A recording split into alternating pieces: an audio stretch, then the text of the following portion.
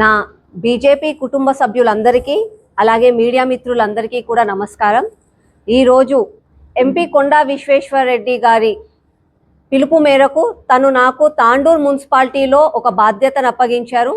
నా తోటి అన్నదమ్ముళ్ళు అక్క చెల్లెళ్ళు ఇక్కడ మున్సిపాలిటీలలో పోటీ చేస్తున్నారు. వాళ్ళకి మీ బాధ్యతగా వెళ్ళి అక్కడ పని చేయాలి అని చెప్పి ఈరోజు దిశానిర్దేశం చేస్తే ఆ మేరకు నేను ఇక్కడికి రావడం జరిగింది.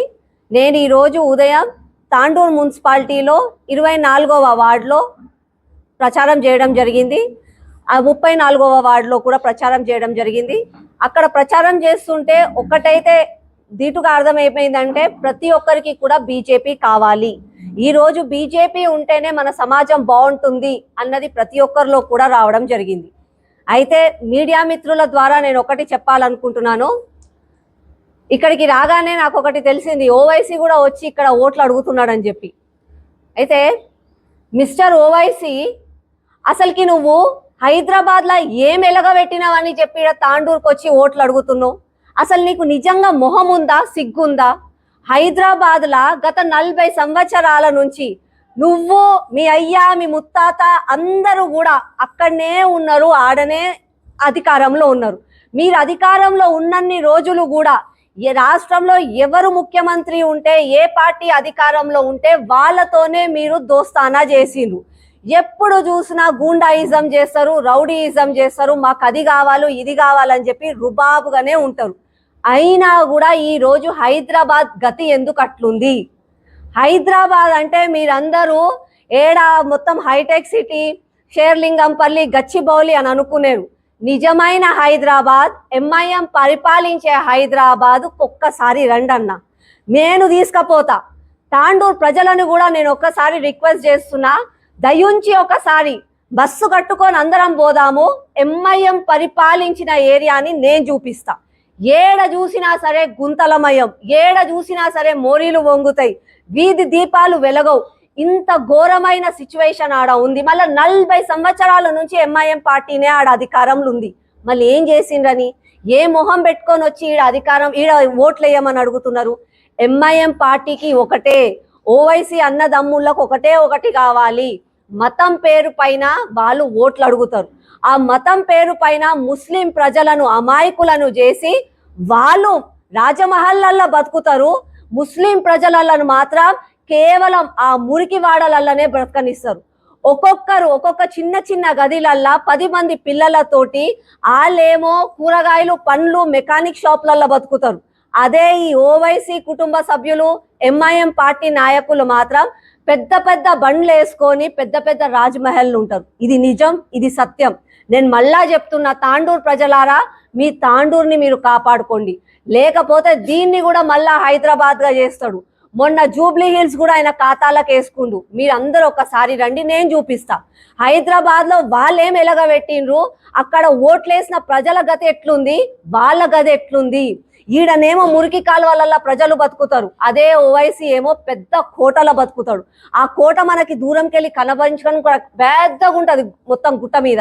అంత పెద్ద కోటలో ఓవైసీ బతుకుతాడు. ఇదంతా ఎందుకు జరుగుతుంది అని అంటే, ఓవైసీకి కేవలం మతం మీద రాజకీయం చేయడమే వచ్చు.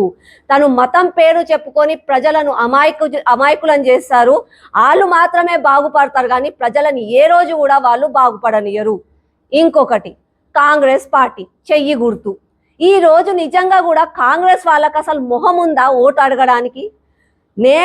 నాకు గెలిపించండి, తెలంగాణ రాష్ట్రంలో నన్ను గెలిపిస్తే 6 గ్యారెంటీలు 100 రోజులల్లా పూర్తి చేస్తా అని చెప్పి ఊరూర తిరిగి ఏ దేవునికి, ఏ గుడికి పోతే అక్కడ అమ్మవార్ల మీద, దేవుళ్ళ మీద ఒట్టేసి చెప్పిండు.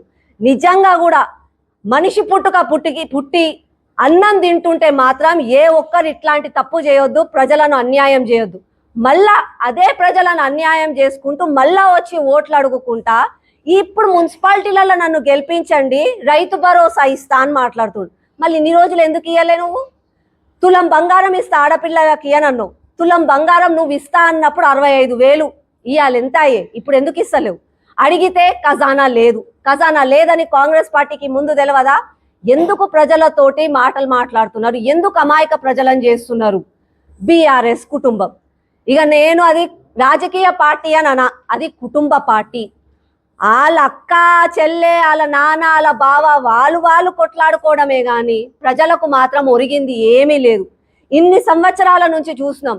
పోరాడి తెచ్చుకున్న తెలంగాణ అన్న లాంటి వాళ్ళు ఎంతో మంది ఉద్యమాల నుంచి వాళ్ళ ఇల్లు వదిలి అన్ని వదిలి జై తెలంగాణ అంటే సాధించుకున్న తెలంగాణ. అట్లాంటి తెలంగాణలో 10 సంవత్సరాలు కేసీఆర్కి మనం ఇస్తే అధికారం ఏం చేసిండు?